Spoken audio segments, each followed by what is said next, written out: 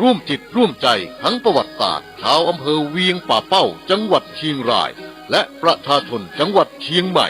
ร่วมกันสร้างมหาบารมีม่อนพระเจ้าสีสองเมืองร่วมพิธีพุทธาภิเษกยกยอดฉัตรเจดีย์สีสองเมืองระหว่างวันที่ 18 ถึงวันที่ 20 มีนาคม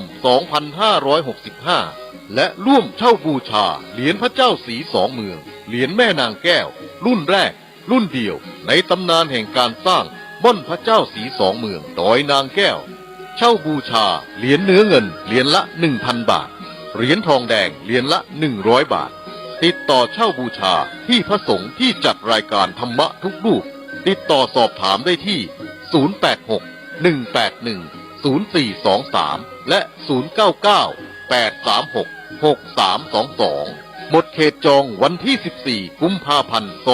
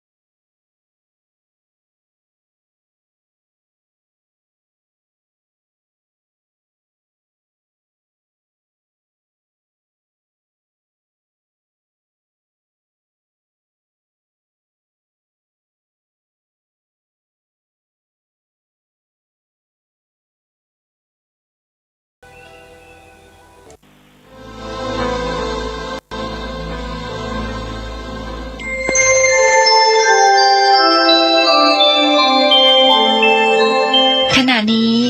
ท่านกำลังฟังสถานีวิทยุกระจายเสียง FM 104.5 เมกะเฮิรตซ์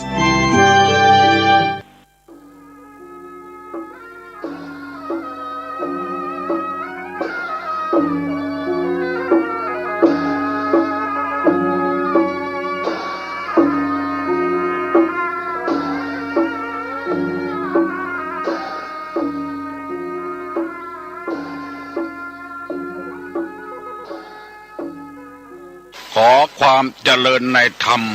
และความผาสุกทางใจ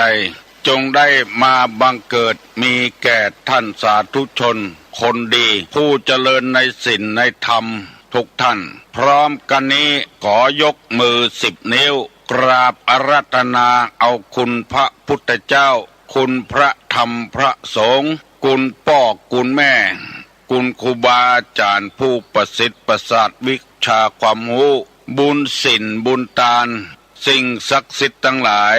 อันมีพระสยามเทวาธิราชพระบรมธาตุดอยสุเทพและครูบาเจ้าศรีวิจัยเป็นต้นขอได้โปรดมาอภิบาลปกปักรักษาพระสงฆ์พระเจ้าพระเนนเถนน้อยและท่านผู้รับฟังรายการทุกคนทุกท่านเพื่อปากันมีความสุขกายสุขใจเหมือนกันทุกตนทุกองค์ทุกผู้ทุกคนตลอดกาลนานมาแถมแล้วเนอ เสียงก้องเสียงกองเสียงมองต่ำเข้าเสียงตุเจ้าเทศนาธรรมมาเยี่ยมมาใจ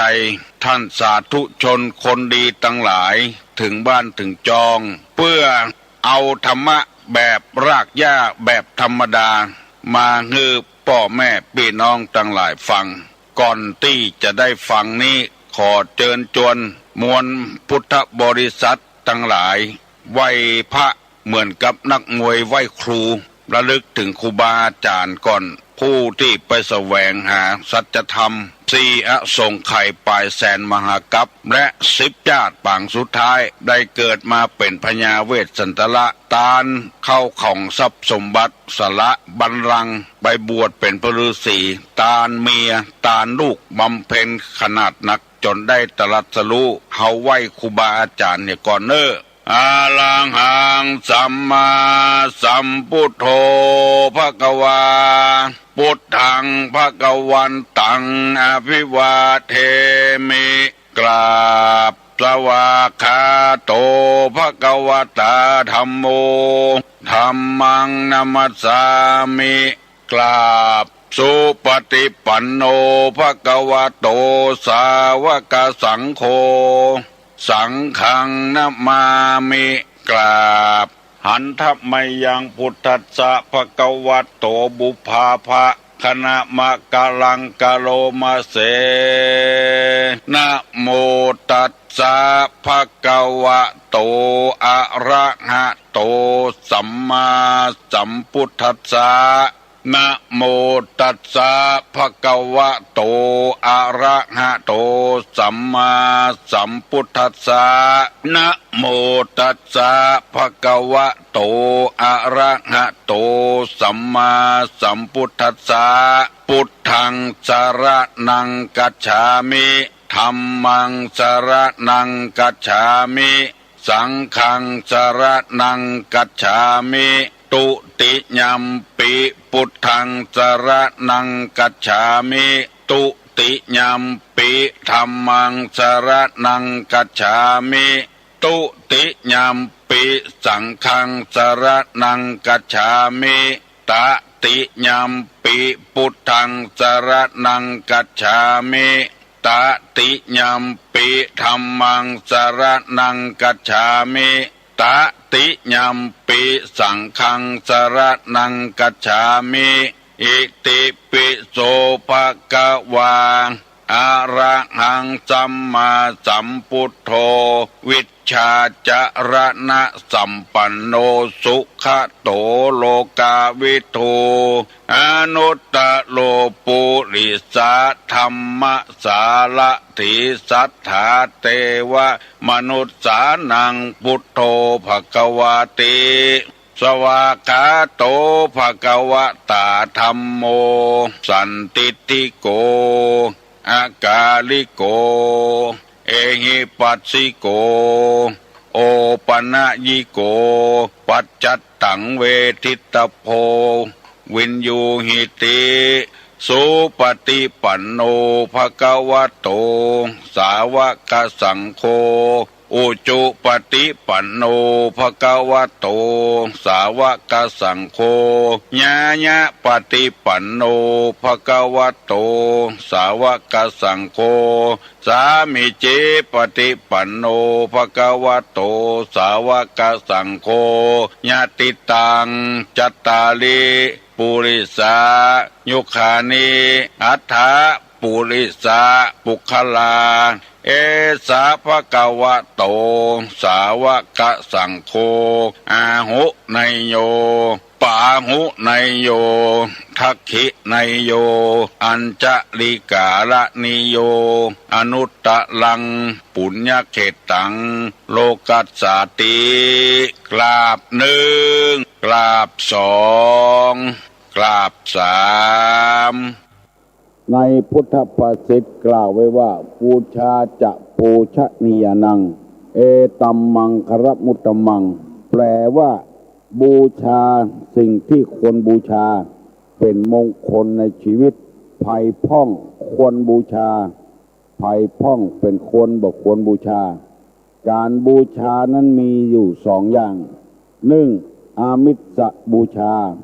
คำว่าอามิสนี่แปลว่าสิ่งของฮือโดยสิ่งของบูชาโดยสิ่งของเช่นจุดธูปจุดเทียน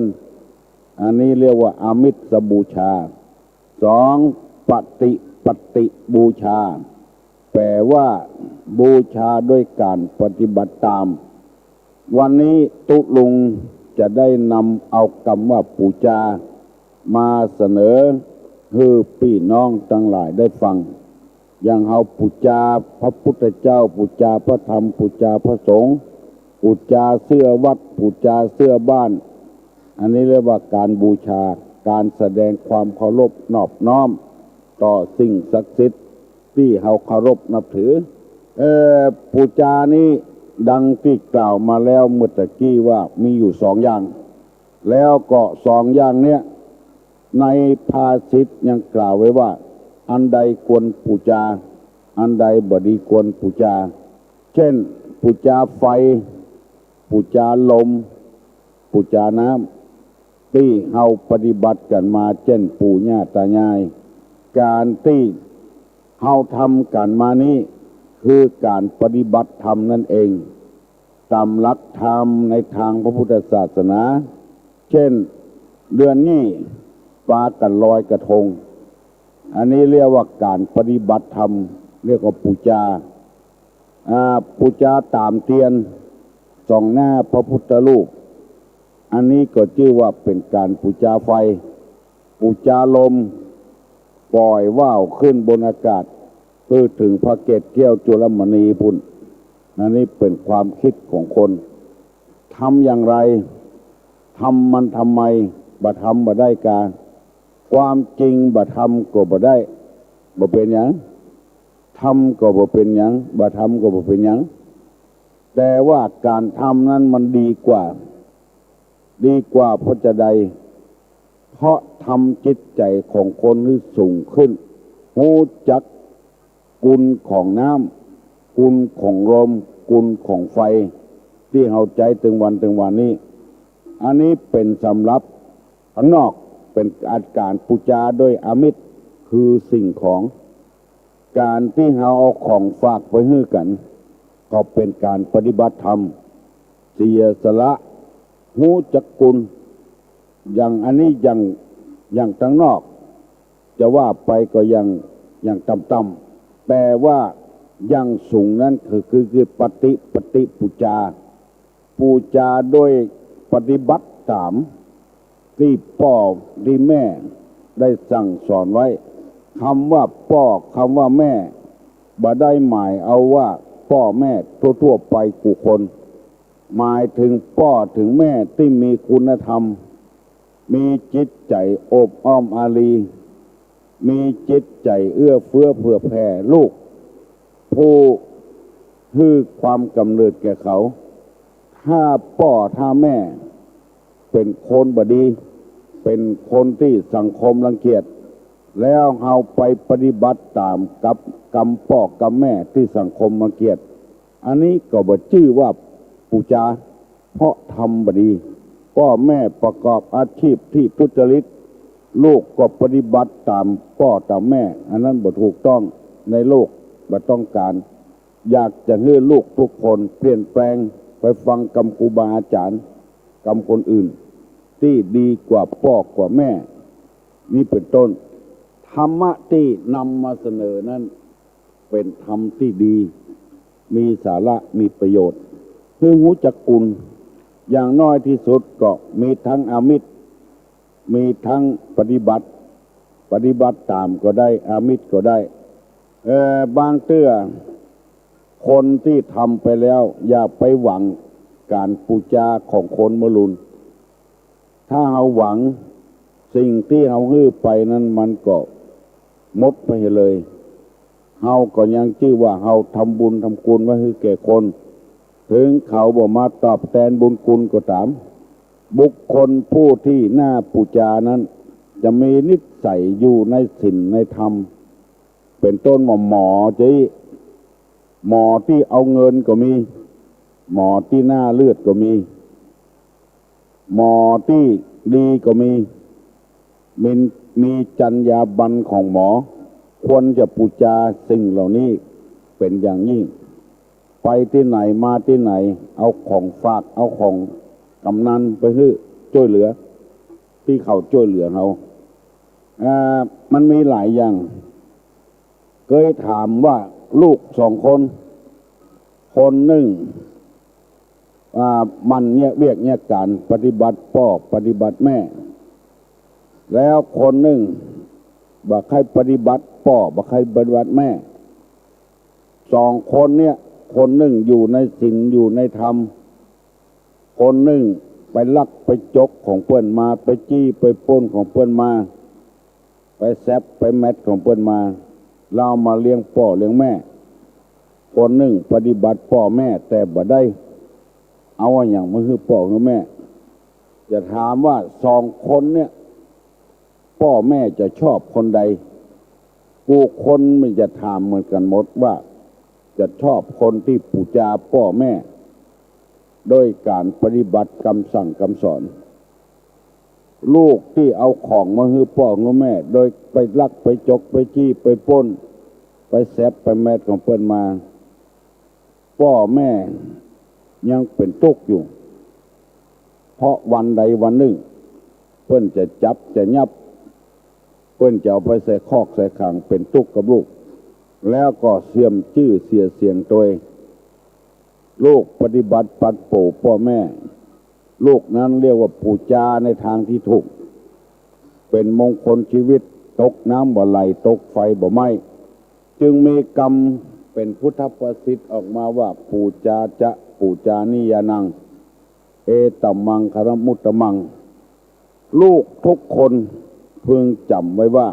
พ่อก็ดีแม่ก็ดีที่จูจี้กับลูกบ่ได้หมายความว่าพ่อกับแม่จังลูกมีเจตนาดีต่อลูกเสมอแต่ลูกบ่รู้สึกตัวทำไปเพราะความหวังดีต่อลูกลูกบ่รู้จักตัวว่าพ่อแม่หวังดีต่อลูกผู้คนเพราะฉะนั้นจึงให้ขอให้ลูกผู้คนหลานผู้คนของพ่อของแม่ของพ่ออุ้ยแม่อุ้ยที่เปิ้นเลี้ยงดูพอกว่าอยู่คือคิดว่าเปิ้นหวังดีต่อเฮาอย่าไปคิดว่าเปิ้นอิจฉาตาร้อนเปิ้นหวังร้ายต่อเฮาลูกคือดวงใจของแม่ลูกคือดวงใจของพ่อยังบ่พอลูกคือดวงตาของพ่อดวงตาของแม่กูคนที่พ่อแม่ดีนี่จะว่าอย่างนี้ถ้าพ่อแม่บ่มีคุณธรรมนั้นจะบ่เป็นอย่างนี้จะนำให้ตุกลูกตุกอกตุกใจเลือดร้อนเอาไปฝากคนนั้นน้อยคนนี้น้อยบางทีก็ขายลูกขายเต้าก็มีคือลูกได้ตกทุกข์ได้ยากเอาไปขายในสมัยนั้นสมัยสมบูรณาญาสิทธิราชเพิ่นจะมีความจำเป็นขายลูกขายเต้าเอาไปเป็นทาสของคนอื่นเพื่อตัวเองจะได้เงินได้ทองมาใช้มาจ่ายจำพวกนี้เปิ้นว่าต่ำมาแล้วก็ต่ำไปต่ำมาแล้วก็ต่ำไปใจต่ำขายลูกขายเต้าตัวเองขายลูกในท้องในไส้เปิ้นขายให้เจ้าให้นายเจ้านายเอาไว้ใจกับบ้านกับจองแต่ปัจจุบันยิ่งต่ำยิ่งกว่านั้นอีกขายลูกขายเต้าให้แก่คนอื่นต่างประเทศต่างชาติก็มีคล้ายๆกับว่าลอยแพไปตัวเองได้มีความสุขได้เงินได้ทองมาใช้มาจ่ายไปเฝ้าลูกคำที่คำตางก็มีบุคคลจำพวกนี้มืดมาแล้วก็มืดไปมามีความสว่างไสวในชะตาชีวิตของตัวเองคำว่าบูชานี่มีอยู่สองอย่างในทางพระพุทธศาสนานี้ นิยมปฏิปัตติปูชานิยมด้วยการปฏิบัติตามเพราะสิ่งใดมันดีแล้วลูกเต้าปฏิบัติตามโดยตามนั้นพ่อแม่ก็บ่มีปัญหาในชีวิตลูกก็บ่มีปัญหาในชีวิตคือด้วยการปฏิบัติตามสมมติว่าคนเจ็บคนป่วยเอาอย่างว่าของกินของว่าผลหมากรากไม้เสื้อผ้าอย่างเอาไปให้หมอแล้วหมอสั่งว่าบ่ฮื้อเนี่ยการนักเน้อบ่ฮื้อนอนดึกเน้อบ่ฮื้อกินนักเน้อแล้วบ่ปฏิบัติตามอันเนี้ยหมอเอาอย่างไปฮื้อหมอก็บ่ชอบหมอต้องการยาฮื้อได้ผลจะไปกินเหล้าเน้อกินอยู่จะไปสูบบุหรี่เน้อสูบอยู่อย่างเงี้ยกับบุคคลหนึ่งปฏิบัติตามหมอบ่ฮื้อกินเหล้าก็บ่กินบ่ฮื้อสูบบุหรี่ก็บ่สูบหมู่เนี้ยสองคนเนี้ยหมอหนึ่งเอาของไปฮื้อหมอแล้วบ่ปฏิบัติตามหมอหนึ่งบ่เอาอย่างไปฮื้อหมอแล้วก็ปฏิบัติตามสองคนเนี้ยหมอจะชอบคนปฏิบัติตามมากกว่าเพราะว่าหมอเอายาฮื้อกินฮื้อใจหมอพยาบาลรักษาก็หวังจะได้ผลฮื้อได้ผลฮื้อคนไข้ได้ปฏิบัติตามแล้วก็พยาธินั้นหายตามผลของตัวเองแต่ว่าหมอที่เอาของเอาครัวไปฮื้อหมอนั้นบ่ปฏิบัติตามเพิ่มโรคภัยไข้เจ็บขึ้นแถมติ๊กๆหมอก็ไม่ใช่ชอบนี่ในศาสนาพุทธนี่ถือว่าอย่างนี้ผู้ใดปฏิบัติเป็นคนดีบ่ต้องเอาอย่างไปปูชาอย่างคืออย่างของฮื้ออยู่ในศีลกินในธรรมในทางพุทธศาสนาถือว่ามันอยู่ที่ไหนก็อยู่ได้อยู่เป็นราษฎรธรรมดาแล้วก็กำนันผู้ใหญ่บ้านปกครองง่ายไปอยู่วัด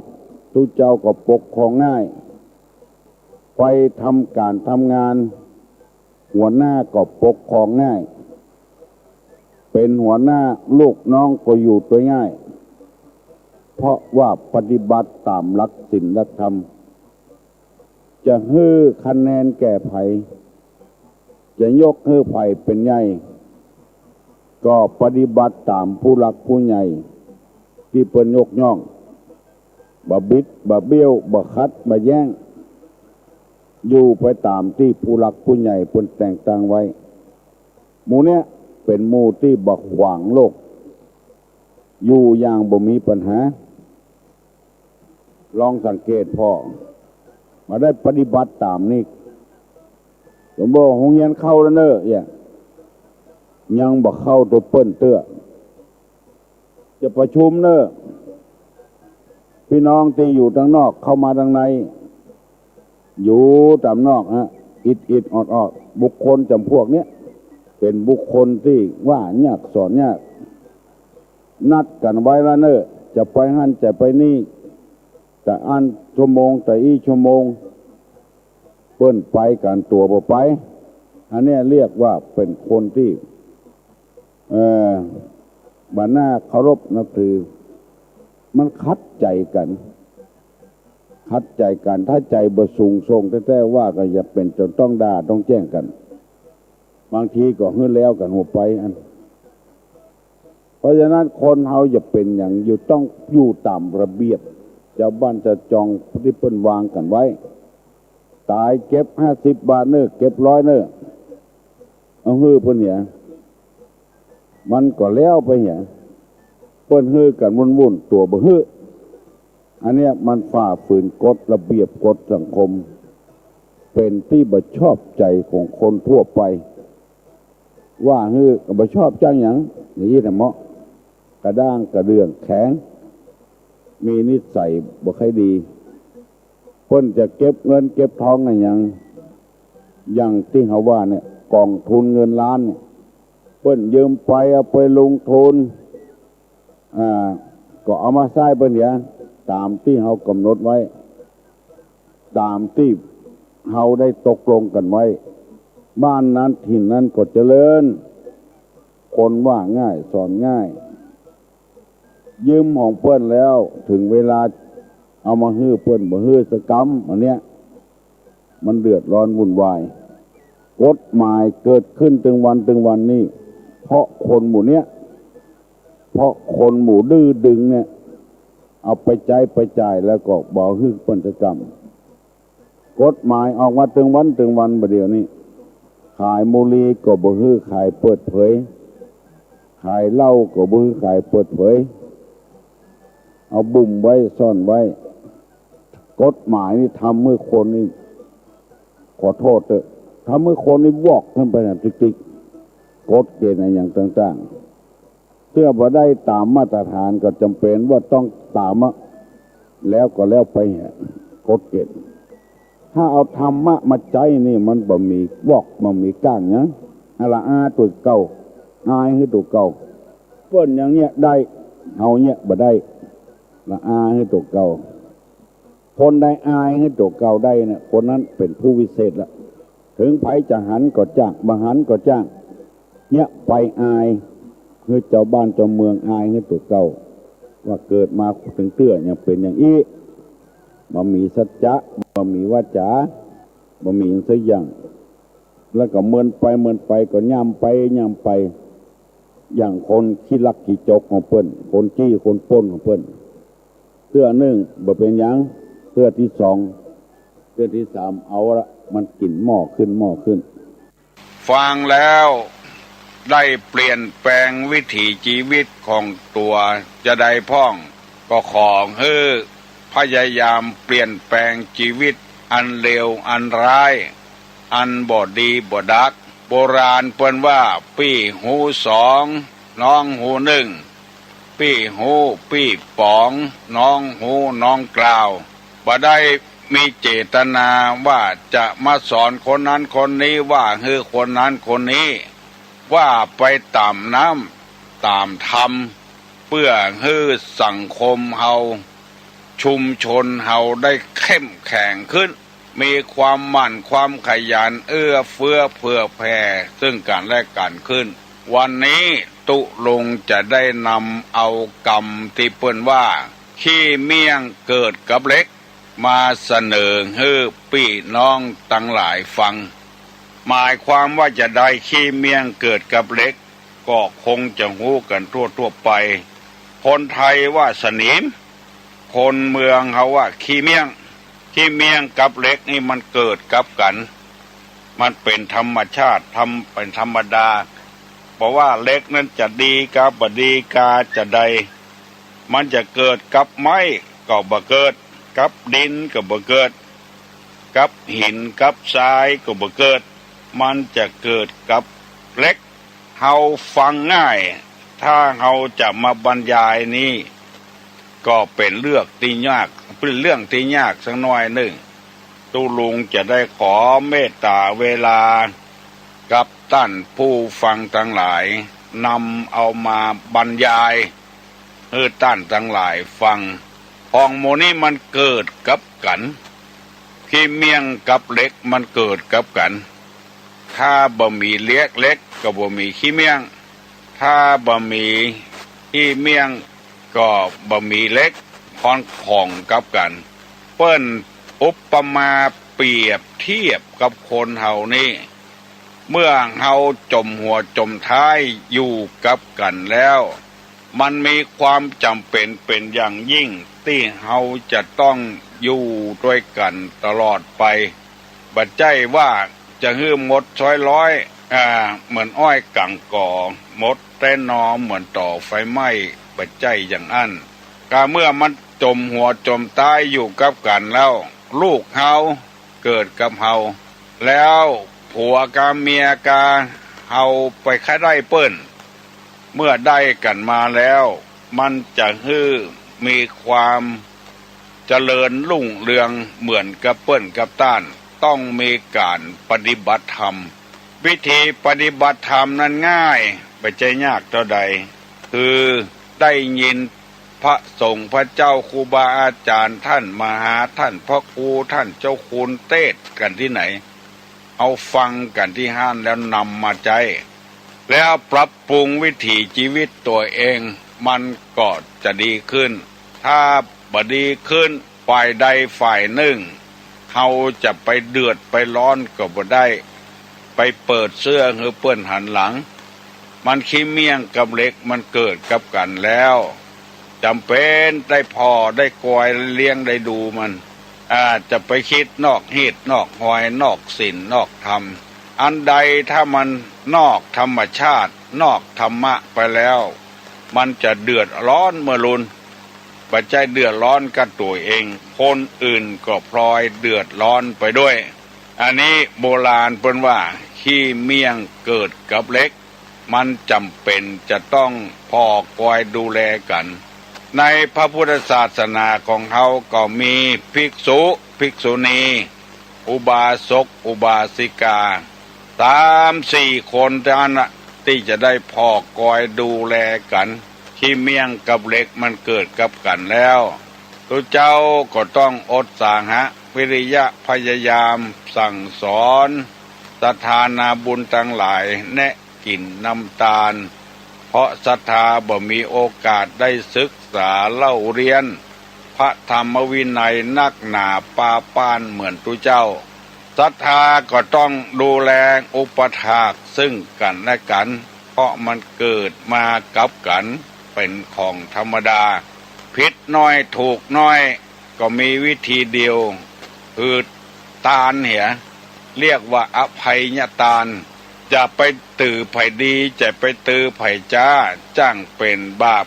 ก้าเมาหมัวอยู่ไปตามน้ำทำไปตามตัว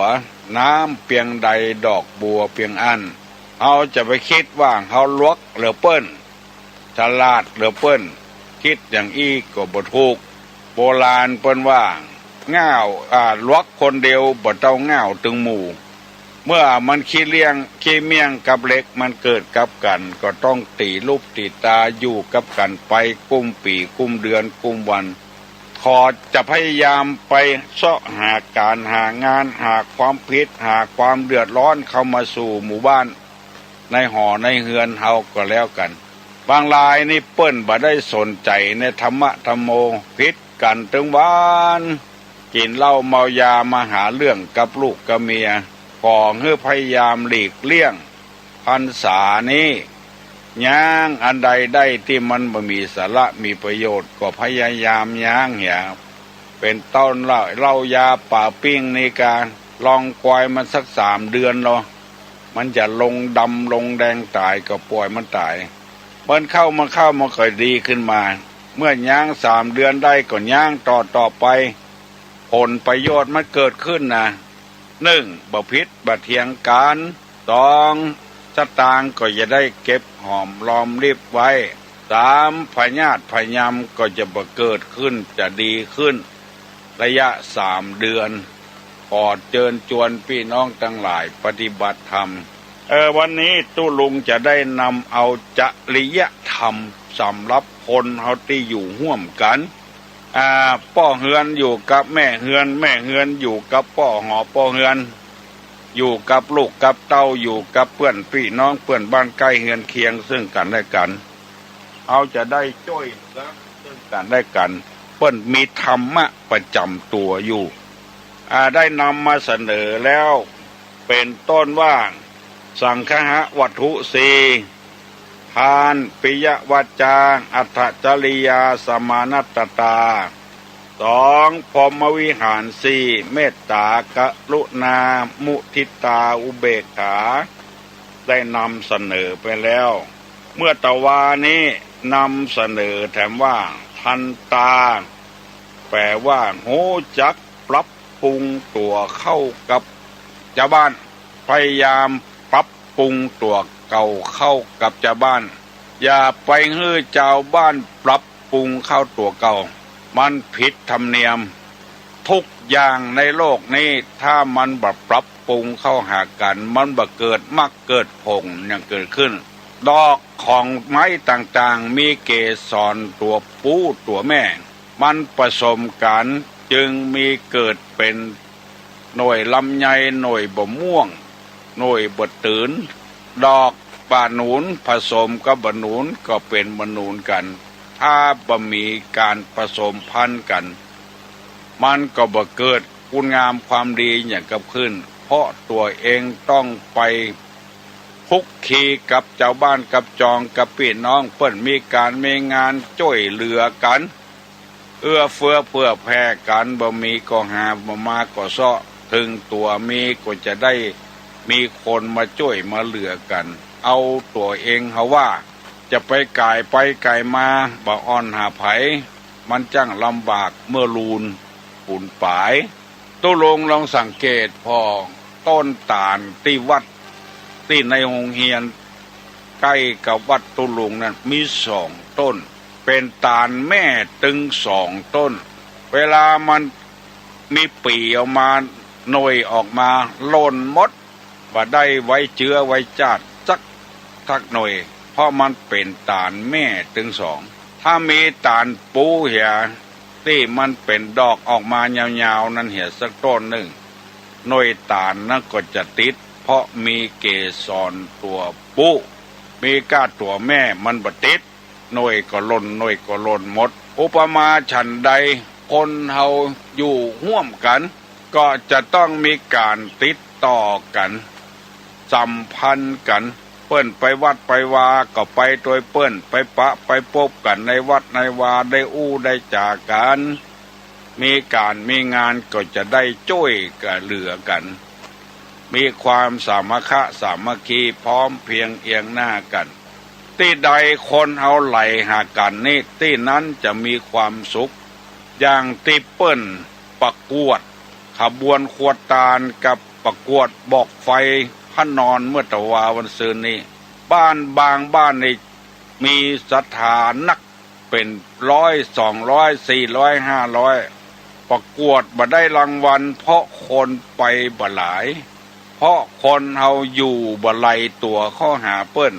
เอาเป็นเรื่องของคนอื่นไปเหียบ่พร้อมเพียงเอียงหน้ากันบ้านบางบ้านนี้บ่ใจนักใจหนาเท่าใดแต่มีความสามัคคีพร้อมเพียงเอียงหน้ากันบ้านนั้นก็ได้รางวัล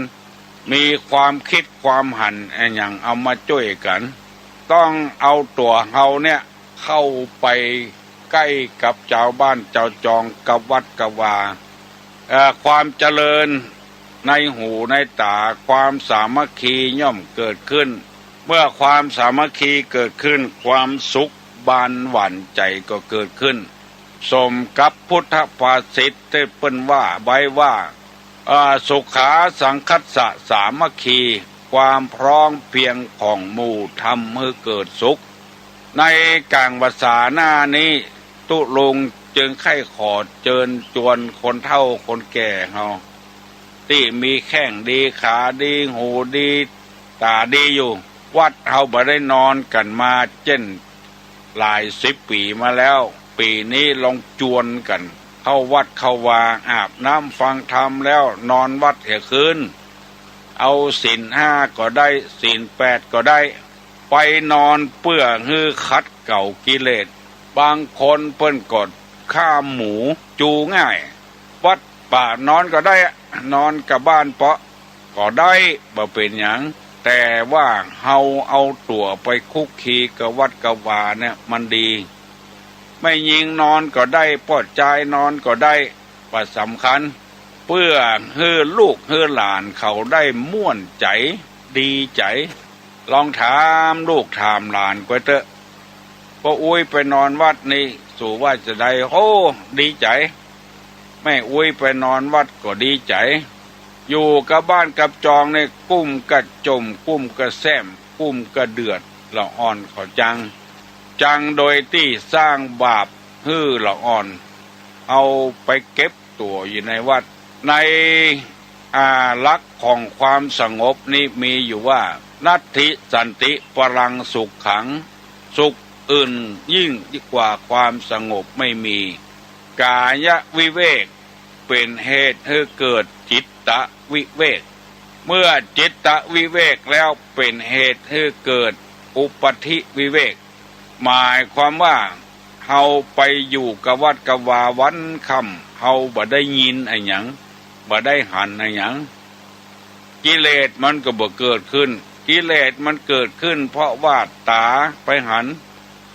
สมมติว่าไก่มันซับ กันดีดกันอย่างเงี้ยไล่จะได้ก็ดีดกันโยโซอย่างได้ก็แห้วก็อดมาได้แล้วเกิดกิเลสขึ้นมาแล้วกำดุนหัวพ่องค้อนพ่องกว้างไก่มันอดมาได้แล้วโลกเพราะว่าเฮาได้หันมันได้ยินมันมาใหญ่เต็กมาน้อยเง่งก็อดมาได้ละไล่จะได้ก็บ่ออกก็จำเป็นต้องบุบหมูออกคอกก็จำเป็นได้หาวิธีกับมัน ถ้าเอาไปนอนวัดนอนวาเหี่ยกายวิเวกบ่ได้หันบ่ได้ยินมันทำให้สงบสิ่งที่เราจะได้ก็คือความสุขอื่นยิ่งกว่าความสงบก็มีไผมาแจ้งมาด่าเขาก็บ่ได้ยินเอาตัวไปสงบอยู่ที่วัดเมื่อกายวิเวกเป็นเหตุให้เกิดจิตวิเวกคือสงบจิตสงบใจวันนั้นก็ได้บุญกันเต็มที่ถ้าใจสงบแล้วก็อุปธิวิเวกก็จะเกิดขึ้นคือความสงบจากกิเลสทั้งปวงแล้วใจเขาก็จะตั้งขึ้นมั่นขึ้นเพราะฉะนั้นเขาจังหันว่าพระพุทธเจ้าไปหันใส่คนเกิดคนแก่คนเจ็บคนตายเป็นเรื่องที่เดือดร้อนทั้งนั้นเกิดออกมาก็ให้แล้วให้เนี่ยอย่างให้เพื่อจะต่อสู้โลกแต่ไปหน้ามันจะเดือดร้อนจะวุ่นวายจะเสาะว่าหากินจะศึกษาเล่าเรียนต้องให้ไว้ท่าก่อนบ่มีภัยเกิดออกมาละไข้หัวยิ้มแย้มแจ่มใสที่ได้ยินก็มีพระพุทธเจ้าตนเดียวเกิดมาย่ำแผ่นดินได้7 9เฮาจะได้ปราบจมปูตีบนี้เอาธรรมะไปประกาศคือได้7 แคว้น7 ตำบลด้วยกันได้ประเทศอินเดียนี่มันกว้างเมืองไทยเฮานี่20 เมืองก็บ่เท่าอินเดียที่เดียวเพราะฉะนั้นพระพุทธเจ้าเลยปราบได้7 ที่7 ตำบลถ้าจะว่าเชียงใหม่เฮานี่ก็ได้7 จังหวัดเหลือกว่านั้นแถม60 กว่าจังหวัดเหลือกว่านั้นยังบ่ได้ไปเหยียบไปย่ำบ่ได้เผยแพร่ธรรมอันนี้เป็นต้นเพราะฉะนั้นพระพุทธเจ้าจึงเกิดความเลื่อมใสในการบวชไปหันตุเจ้าบวชแล้วบ่ยุ่งกับอย่างสักอย่างบิณฑบาตมาเสวยหามากินหาผ้านุ่งผ้าใบก็บ่สะสมไว้เกิดที่ใดเป็นของที่นั่นสะสมไว้เป็นของวัดของวาได้ตั้งนอกตั้งปังมาผ้าสบงกาผ้าเป็นเครื่องกาเอาเปาะเอาหอมกันในวัดตนใดถ้าเดือดร้อนเรื่องจีวร นั้นเปิ้นก็มีตุเจ้าที่คอยดูแลรักษาส่วนรวมเรียกว่าจีวรเภสักะเป็นผู้แจกผ้าจีวรอาหารการกินอย่างเกิดขึ้นในถ้ำกลางบักเก็บบักเคียไว้กินคนเดียวอันนี้เป็นลักษณะของนักบวชแต่เอามาสู่มาจูกันหมดแล้วก็แล้วไปถ้าบ่หมดก็เก็บไว้ต่อไปแถมอันนี้บางวัดเปิ้นเป็นใจอี้ตามวิถีพุทธเอาอย่างมาตานหลอดฟืนหลอดไฟเปิ้นเอามาตานไผที่ไหนก็ตามเก็บไว้เป็นของกลางในศาสนาจะเป็นอย่างอี้ในพุทธศาสนาวัดติแต่อันบางวัดเปิ้นบ่มีอย่างอี้ไผได้มาก็เก็บไว้ห้องไผของมันใครเอาฮื้อไผก็ฮื้อบ่ใครฮื้อไผก็เอาฝากเปิ้นขายก็มีอันนี้ยังบ่ถูกต้องเตื้อใครทำไอ้อย่างก็ทำใครเนี่ยไอ้อย่างก็เนี่ยลุอำนาจแก่ความอยากที่เกิดขึ้นพอออกไม่ออกเขาจำเป็นได้พ่อได้กอยกันเนอนักบวชบัดเดียวนี่มันนักหลายจำพวกนุ่งผ้าขาวเตี่ยวขาวเสื้อขาวบักขูดหัวก็มีเอาบักกำเขาใส่ลองสังเกตพอมันล่อหาเหยื่อเคยมีแม่ออกมาอู้หุตุลุงฟังไปปะใส่วัดหนึ่งจะวัดก็บ่ใจหยังก็บ่ใจนุ่งจีวรปะ ปะใต้ปะเหนือคือมันนาบนะนาบจีวรนุ่งไม่ออกก็เอ็นดูหันตุเจ้านุ่งจีวรนาบซื้อมาตานได้แถมวางไปหาแถมบ่มีจีวรที่ซื้อมาตานบ่นุ่งสักคำเก็บไปเหี่ยแล้วเอาจีวรนาบโมนาบมานุ่งจนไม่ออกทนบ่ได้ว่าอันนี้มันชุดหากินฮือเปื้อนเลื่อมใสฮือเปื้อนศรัทธาพิจารณาเหี่ยก่อนไอ้ที่เคยว่าฮือตู้เจ้าอย่างนั้นอย่างนี้พิจารณาเหี่ยก่อนถ้ามันบ่ถูกอกบ่ถูกใจก็ไปแถมลายอื่นมันมีเปละสำหรับคนที่ผิดหวังมีสุภาษิตบอกว่าหนทางขึ้นดอยสุเทพบ่ใจมีหนทางเดียวจะขึ้นตังใดก็ได้ขึ้นตังห่างดงบ้านฟ่อนปุ่นก็ได้ขึ้นตังเหนือตังเหนือตังสำเมิงปุ่นไปขึ้นดอยสุเทพก็ได้บ่ใจว่าหนทางตัดที่วัดโสดาที่เดียวถ้าเขาจะขึ้นหมายความว่าคนเฮาถ้าพลาดวางผิดหวังกับพระสงฆ์พระเจ้าตนใดตนหนึ่งก็อย่าไปพลาดหวังผิดหวังนักต้องพยายามมีตุเจ้าที่ดีก็มีถ้ามันแบบดีอย่าประตกประเสียงป่านนี้พระพุทธศาสนาบ่ได้เจริญรุ่งเรืองมาตลอดถึง 2,549 ปีที่เจริญรุ่งเรืองมาก็เพราะยังมีตุเจ้าอยู่มีวัดอยู่มีพระพุทธรูปมีวิหารมีกุฏิอยู่อาจจะไปฟังใจหายใจขาดมือพยายามเอาตัวของเฮาเนี่ยเข้าไปกับคนอื่นเอื้อเฟื้อเผื่อแผ่กับคนอื่นเมื่อมันเข้ากันมาได้มันก็ไปทำอย่างส่วนมากมันจะเป็นไปบ่ได้ที่เข้ากันบ่ได้ก็เพราะตัวเฮานั้นบ่ได้เอาตัวเฮาไปพัวพันกับสังคมกับสิ่งแวดล้อมหรือบางทีเฮาบ่ฮู้เข้าใจบ่ทันคิดว่าเป็นเชื้ออันก็เลยเข้าใจผิดไปเหี่ยก็มีอย่างมีบางคนได้โทรศัพท์ไปหาตุลุงว่าหันตุเจ้ากับแม่ชีปฏิบัติปัดโปกันคือเฮากึดใจว่าเปิ้นแยะอย่างบดีบดักกับกันเฮาไปกึดใจคนเดียวความจริงคนที่ไปขะลึ่งตึงตั้งอย่างกับกันก็มีเปเลอะเปเตอไปฟังเข้าใจผิดเตื้อเปิ้นมีเจตนาดีต่อวัดต่อวาเอาไปเข้าใจผิดคนเดียวเฮาก็มีหมู่นี้เป็นต้นธรรมะข้อนี้ยังบัดจบเตื้อเนอะจะนำมาเล่าให้พี่น้องทั้งหลายฟังต่อไปแถมคือตัวเฮาเนี่ยต้องเอาตัวไปคุกคีกับเจ้าบ้านกับจองอย่าไปว่าบังอ้อนหาไผบังง้อหาไผขอเมตตากับป้อออกไม่ออกพี่น้องทั้งหลายเตอะจะไปว่าอย่างอันที่เมี่ยงมันเกิดกับเล็กบังงอนบังงอถึงบ่ได้บางอย่างเฮาทำคนเดียวเฮาได้เฮาก็ทำบางอย่างนี่จำเป็นจะต้องอาศัย10 ชาวเจ้าบ้านมีหลายละผัวตายก็ดีเมียตายก็ดีลูกตายก็ดีมาให้สอดตุลุงว่าบ่มีไผมาช่วยก็เพราะไผมันถึงตุกอกตุกใจเมื่อลุนล่าบ่ล่าถ้วยก็ได้ไปจ้างเปิ้นมาล้างอาหารการกินบ่มีไผมาช่วยเนี่ยช่วยทำต้องไปซื้อของเปิ้นกูคาบจ่ายแพงกว่าทำไมเมื่อเฮาเป็นคนเฮากายเปิ้นไปกายเปิ้นมาบัดตักบัดตอไผทำใจให้เป็นสิริมงคลกับตัวเนี่ยพ้อง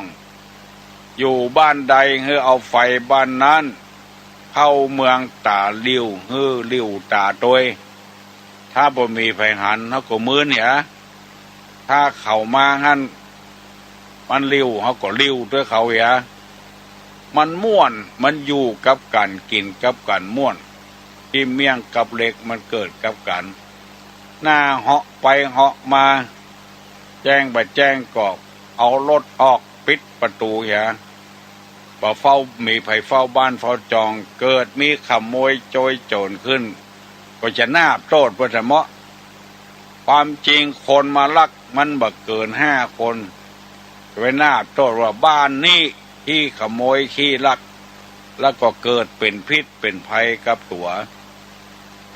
อยู่กับกันก็ฮือฮักกันแปลงกันจะไปจังกันในที่สุดมาคนเฮาอยู่ที่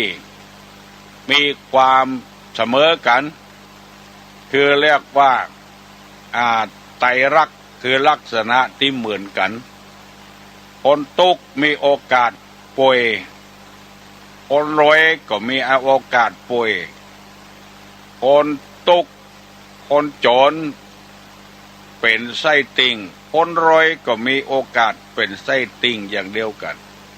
เมื่อเฮาฮู้ธรรมะอย่างอี้แล้วเฮาจะอยู่กันมีความสุขบานหวานใจ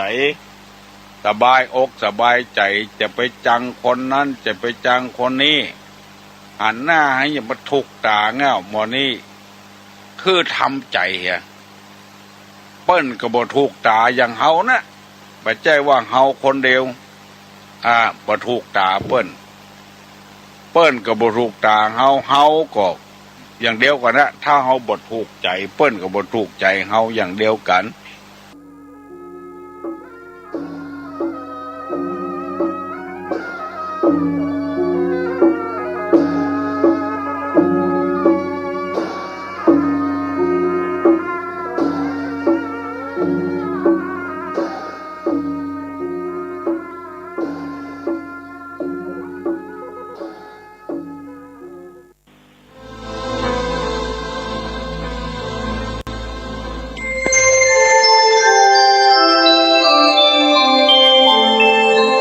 ขณะนี้ท่านกำลังฟังสถานีวิทยุกระจายเสียงพระพุทธศาสนา FM 104.5 เมกะเฮิรตซ์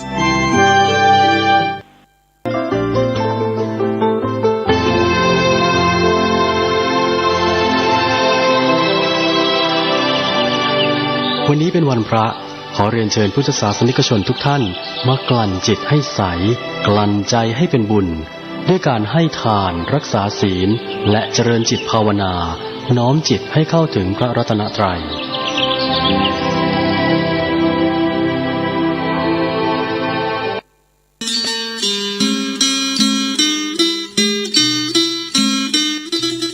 ข่าวสารเพื่อการประชาสัมพันธ์ขอเชิญร่วมทำบุญทอดผ้าป่า